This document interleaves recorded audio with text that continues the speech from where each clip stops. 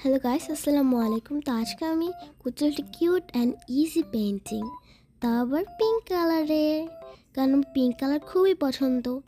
তো প্রথমে আমি ক্যানভাসটাকে চিরে পানি লাগিয়ে জেসো অ্যাপ্লাই করে দিচ্ছি। তারপরে আমি পিঙ্ক কালারের সঙ্গে হলুদ কালার মিক্স করে লাগিয়ে নিচ্ছি। এখন বলি নেই, আমি আমার ঘরে রুমে ঢুকে দেখলাম যে আমার ক্যানভাসগুলো পড়ে আছে। ভাবলাম এখান দিয়ে তো কোনো কাজই করা যায় না।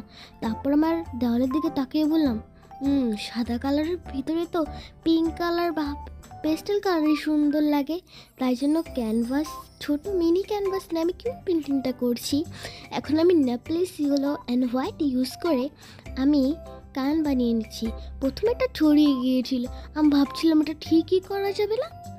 তারপরে আমি কি করলাম, পানি দিয়ে ওই যে নিচে একটু দাগ গেছিলো, ওটা ভালো লাগছিল না, এই জন্য আমি পানি দিয়ে পুছে পিঙ্ক কালার দিয়ে করে নিয়েছি। তারপর গোল গোল যে ব্লাশ থাকে না, গালের ব্রাশ, ওই ব্লাশটা দিয়ে নিচ্ছি।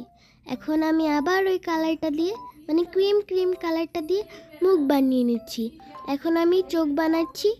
চোখগুলো বানানোর পরে অনেক ঘন্টা শুকানোর পরে আমি যখনই ভার্নিশ করতে গিয়েছিলাম, তখন দেখি আমার ভার্নিশটা কালো কালারের সঙ্গে মিশে পুরো কালো কালার হয়ে গিয়েছে। এখন আমি সাইন করে দিলাম।